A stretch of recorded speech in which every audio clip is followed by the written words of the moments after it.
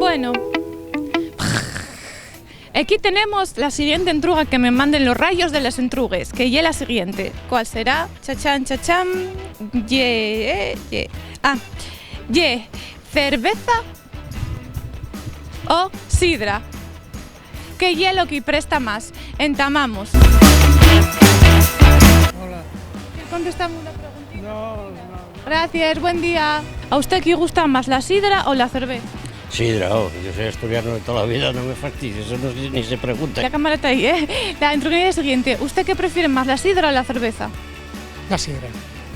Más bien de sidra que de cerveza. Cerveza muy poco. Hombre, yo de sidra. Hombre, la sidra. De cerveza. ¿Y qué fue la tierra de la sidra? Pues de paseo de vacaciones. ¿La probaste? No, No. la probaré. Probarásla, ¿eh? ¿De dónde es? De Galicia. De Galicia. Pues manda saludos para Galicia. Y a ver si prueba la sidra antes de que marche para allá. Sí, la probaré. ¿Y probó alguna vez la cerveza? Hombre, sí, claro, pero como en plan de, perdón, en plan de caña o eso sí, pero sidra, hermana.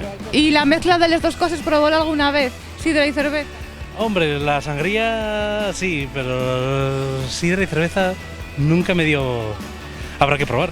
¿Y la sidra, que la toma mucho?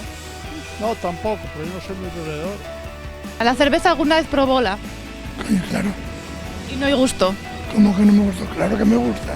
Pero- Gusta más la sidra. A mí da mi sidrina que para mí es lo mejor que hay en este mundo. Porque sabe usted que las manzanas traen de fuera y la de denominación de origen ya de aquí, de la tierrina. No, claro, de la tierrina. Claro. Así si yo la sidra para mí es todo fía. Y de joven en las fiestas de Prau, ¿usted daba ahí a la sidra? Pocas fui. No soy yo de mucha fiesta de Prado. Vivo aquí en Sisión.